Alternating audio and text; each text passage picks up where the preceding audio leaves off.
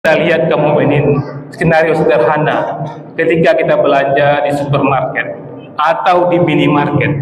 Kita lihat ketika antrian di kasir bagi orang-orang yang banyak belanjaannya, berkeranjang-keranjang belanjaannya, maka pasti lama dia berada di kasir. Kasir akan teliti detail demi detail barang-barang yang dibelinya, akan diteliti seteliti-litinya oleh kasir. Betapa lamanya dia di kasir. Beda dengan orang yang belanja mungkin satu kotak tisu, hanya cukup barcode-nya, selesai, dia bisa pergi pulang. Ini gambaran di dunia, dan ini gambaran nanti di yaumil mahsyar. Sabbih isma rabbikal a'la alladzi khalaqa fasawwa. Allahumma fasalli wa sallim wa barik ala nabiyil karim wa rasulun azim wa ala alihi wa ashabihi ajma'in. Amma ba'du, wa ya ibadallah, ittaqullaha haqqa tuqatih wa la tamutunna illa wa antum muslimun. Wa qala ta'ala fi kitabil karim, a'udzu billahi minasy syaithanir rajim. Bismillahirrahmanirrahim. Inna a'tainakal kautsar fasalli li rabbika wanhar inna sani'aka huwal abtar. Sadaqallahul azim. Bapak-bapak kaum mukminin yang hati muliakan, alhamdulillah, bersyukur kita kepada Allah, luar biasa nikmat yang telah Allah anugerahkan kepada kita, mampunya kita meninggalkan segala aktivitas kita dan hadir di masjid ini merupakan nikmat besar yang telah Allah anugerahkan kepada kita. Semoga hadirnya kita di sini kaum mukminin benar-benar tercatat di sisi Allah Subhanahu wa taala, dan kita semua mendapatkan pahala terbaik. Untuk itu kaum mukminin, janganlah kita sia-siakan kesempatan ini. Allah akan berikan pahala maksimal kepada kita yang benar-benar maksimal hatinya hadir di sini. Untuk itu mari kita benar-benar memperhatikan apa yang akan khatib sampaikan, untuk tidak kita berbicara sama kita, untuk tidak melihat handphone kita, bahkan berupaya untuk menahan kantuk kita. Bahkan kaum mukminin membaca Al-Quran pun tidak dibenarkan ketika khatib naik mimbar. Untuk itu mari sama-sama kita ambil peluang, jangan sampai kita tinggalkan aktivitas dunia kita, berada di masjid ini tapi kita tidak mendapatkan pahala maksimal. Untuk itu ributlah pahala maksimal itu, betul-betul hening sejenak, kita simak apa yang khatib sampaikan. Kaum mukminin yang khatib muliakan, khatib ingatkan diri khatib dan kita semua, jangan sampai kita tidak bertakwa. Karena kaum mukminin, tidak ada gunanya kita hidup panjang pun usia kita, banyak harta kita, tinggi jabatan kita, kalau hari ini jadwal kematian kita dan kita tidak bertakwa, pasti dan pasti kita akan menjerit kaum mukminin. Pasti dan pasti kita akan minta kepada Allah untuk dihidupkan kembali, kemudian merebut takwa. Maka syukurilah nikmat hidup ini, maka bertakwalah. Untuk bertakwa tidak sulit kaum mukminin. Cukup kita bertaubat dengan benar-benar bertaubat kepada Allah dan saling memaafkan di antara kita. Kemudian berniat yang kita kerjakan yang baik-baik saja, insya Allah kita sudah menjadi orang bertakwa. Kaum mukminin yang hati muliakan, dalam kesempatan khutbah yang singkat ini, khatib ingin mengajak diri khatib dan kita semua untuk melihat firman Allah yang paling pendek dalam Al-Quran, yaitu surat Al-Kautsar. Surat ini pendek kaum mukminin, tapi luar biasa banyak hikmahnya. Di antaranya yang luar biasa, surat ini adalah untuk menyelamatkan kita dari hisab harta nanti di yaumil mahsyar. Apa kata Allah di sini kaum mukminin? Ayat ini ditujukan kepada nabi kita dan tentu kepada kita semua. Apa kata Allah? Inna a'taina kal kautsar. Sungguh kamu telah mendapatkan nikmat yang banyak. Jadi Allah mengatakan kepada siapa saja kaum mukminin, kepada orang yang terkaya di dunia, Allah katakan, hai orang terkaya di dunia, sungguh engkau telah mendapatkan nikmat yang banyak. Dan ayat ini juga tertuju kepada orang termiskin di dunia. Kepada orang termiskin di dunia dikatakan kepadanya, hai orang termiskin di dunia, sungguh engkau telah mendapatkan nikmat yang banyak. Ini penting kita sadari kaum mukminin, karena nikmat-nikmat yang Allah berikan kepada kita akan kita pertanggungjawabkan di yaumil mahsyar nanti. Allah mengatakan, summa latus'alunna yauma izin anin na'im. Pasti dan pasti akan kamu pertanggungjawabkan semua nikmat yang telah engkau nikmati ketika berada di dunia.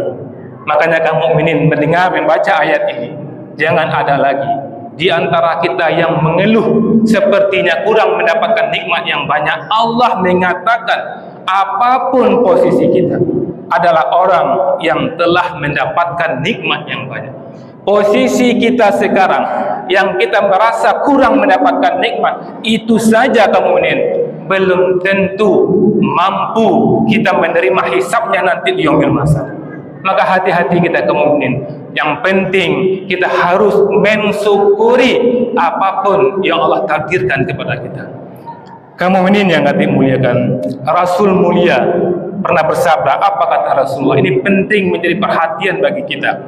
Tidak akan bergeser dua telapak kaki anak Adam di hari kiamat sampai ia ditanya tentang umurnya, kemana dihabiskannya, tentang ilmunya, bagaimana dia mengamalkannya, tentang hartanya, dari mana diperolehnya dan kemana dibelanjakannya, serta tentang tubuhnya, untuk apa digunakan. Bahkan riwayat mengatakan kaum mukminin, untuk menunggu hisab di yaumil mahsyar nanti, orang yang diberi rezeki yang banyak di dunia, dia sampai menunggu 500 tahun untuk dihisab. Bahkan ada di antara mereka karena merasa tak nyaman ketika dihisab, dia minta kepada Allah, kalau tahu seperti ini beratnya hisab harta, lebih baik dulu di dunia dia tidak memiliki apa-apa. Karena harta yang dimilikinya di dunia dulu telah ditinggalkannya, dan sekarang dia mempertanggungjawabkan dalam bentuk hisab. Bisa kita lihat kaum mukminin skenario sederhana ketika kita belanja di supermarket atau di minimarket. Kita lihat ketika antrian di kasir bagi orang-orang yang banyak belanjaannya, berkeranjang-keranjang belanjaannya, maka pasti lama dia berada di kasir. Kasir akan teliti detail demi detail barang-barang yang dibelinya, akan diteliti seteliti-telitinya oleh kasir, betapa lamanya dia di kasir.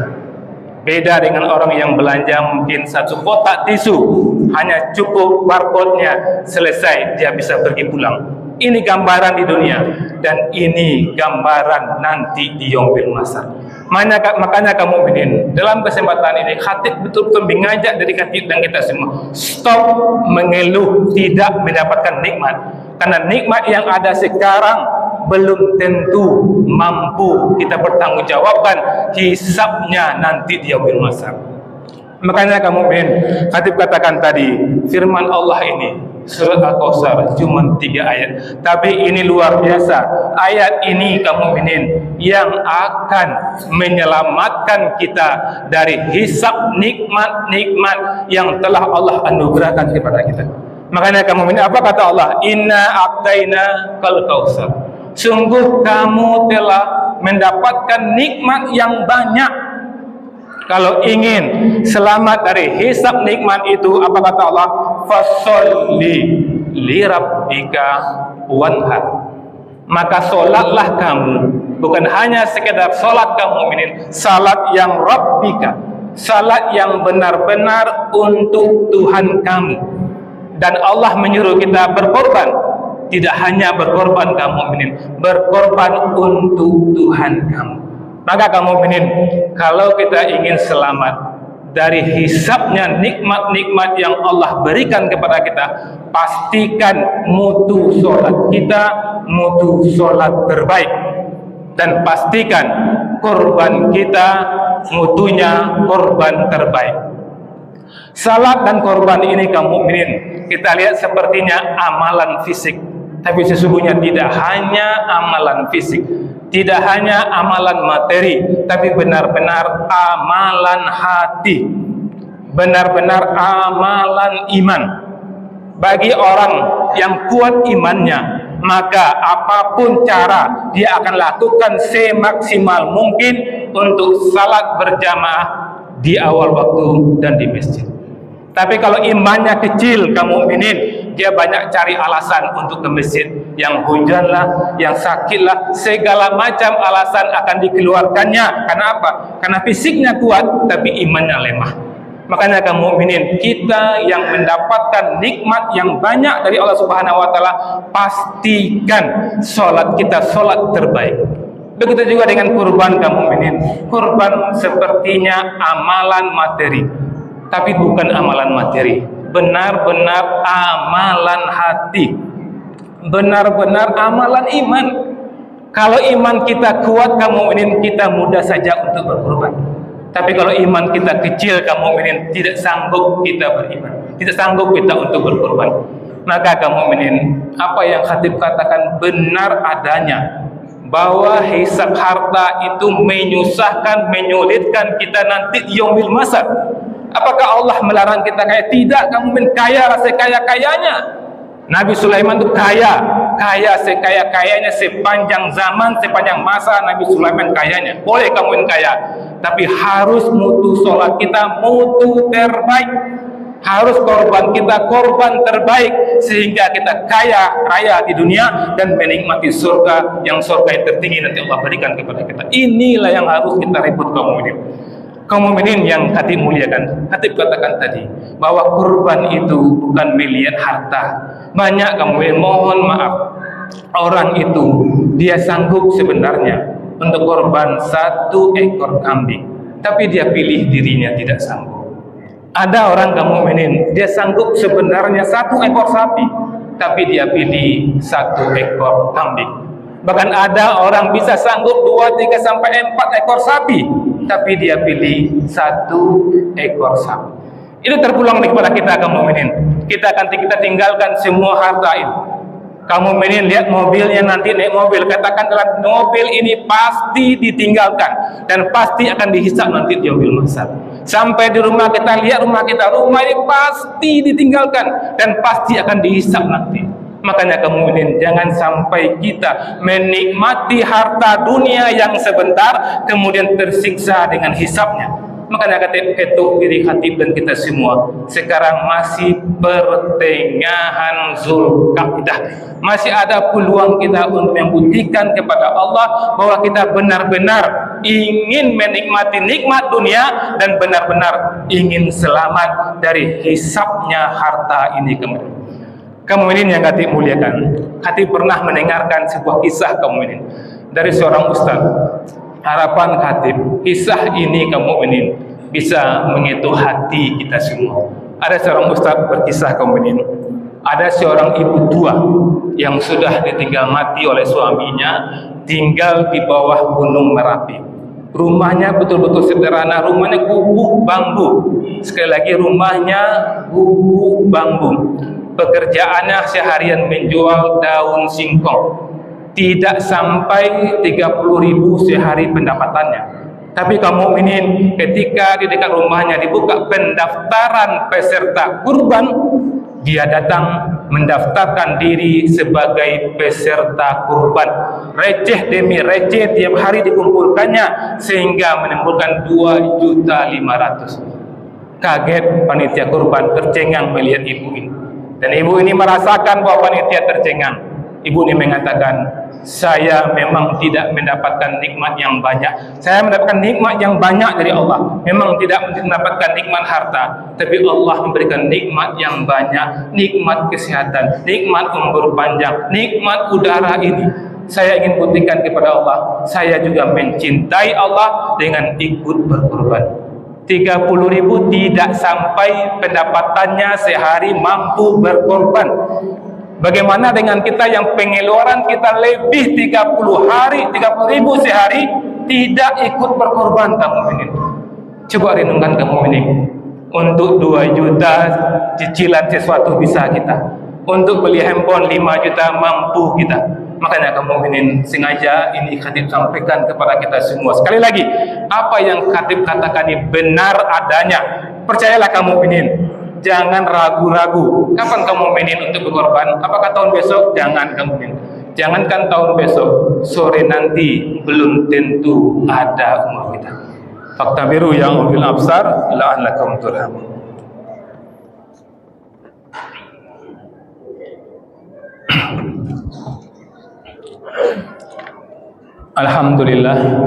Alhamdulillahirabbil alamin. Asyhadu an la ilaha illallah wa asyhadu anna Muhammadan abduhu wa rasuluhu la nabiyya ba'da. Allahumma shalli ala sayyidina Muhammad wa ala sayyidina Muhammad. Ibadallah, ittaqullah tuqati wa la tamutunna illa wa antum muslimun. Kaum mukminin yang khatib muliakan, di khutbah kedua ini khatib betul-betul mengajak diri khatib dan mengitung diri kita semua kaum mukminin. Kalau memang benar-benar kita belum punya kemampuan untuk berkorban, tidak ada dosa di situ kaum mukminin, karena korban ini memang untuk orang yang punya kemampuan. Tapi bagi orang yang punya kemampuan, apa kata Rasulullah? Barang siapa yang mampu berkorban, tapi dia tidak melaksanakan korban, jangan datang ke tempat sholat kami. Ini kata Rasulullah. Sepertinya tegas kamu, tapi ini penuh dengan hikmah. Makanya kamu mukminin, kita sudah sholat, kita sudah baca Quran. Rasulullah mengatakan, orang yang sanggup tapi dia tidak ikut berkorban, jangan datang tempat musala kami. Makanya kamu mukminin, bagi kita yang punya kesanggupan, kita tahu kamu punya kesanggupan, segeralah kita berkorban. Dan bagi kita sekali lagi yang benar-benar belum sanggup untuk berkorban, masih bisa peluang untuk mendapatkan pahala kamu. Caranya bagaimana? Kita bertekad, berniat dalam hati, ya Allah berikanlah kesempatan kepada kami untuk mampu berkorban. Berniat kita kamu mukminin. Ada keinginan di hati awak, ambon nyu tu berkorban ya Allah. Minimal itu ambon nyu berkorban ya Allah. Minimal dengan pernyataan itu Allah nilai kita sebagai berniat, nilai niat itu juga pahala. Kemudian kamu mukminin, kalau kita memang belum sanggup berkorban, ikutlah kita di panitia korban, ikut di panitia korban. Kemudian di panitia korban itu kita benar-benar amanah kamu ini. Jangan panitia korban diamanahi untuk menjaga korban, malah panitia yang mengambil jatah yang bukan jatahnya. Ada orang memberikan kupon 1, seharusnya dapat daging 1, karena yang mengantar kupon ini kemenakannya dikasih 2 atau 3. Itu tidak amanah kamu ini. Jadi bagi kita yang belum sanggup berkorban, masih ada peluang untuk mendapatkan pahala. Inna Allah malaikatahu yusholluna 'alan nabi ya ayyuhallazina amanu shollu 'alaihi wa sallimu taslima. Allahumma shalli ala sayyidina Muhammad wa ala Muhammad kama shallaita ala sayyidina Ibrahim wa ala sayyidina Ibrahim fil alamin innaka Hamidum Majid. Allahumma ighfir lil muslimina wal muslimat, mu'minina wal mu'minat, al ahya'i minhum wal amwat, wa tabi bainana wa bainahum rabbi fir warham wa anta khairur rahimin. Allahumma aizal Islam wal muslimin, Allahumma ansur ikhwanina al muslimina mujahidina fi Palestin, Allahumma sabbiq imanahum wa anzil sakinata ala qulubihim wa hadna sufufahum. Allahumma alhil kafarata wal musyrikin, Allahumma damir Yahudi wa Israel, sayyasam lahum wa farikin jam'ahum. Allahumma ansur 'alal mujahidin ada din. Rabbana atina fid dunya hasanah wa fil akhirati hasanah wa qina azabannar. Subhana rabbika rabbil izzati amma yasifun wa salamun alal mursalin walhamdulillahi rabbil alamin.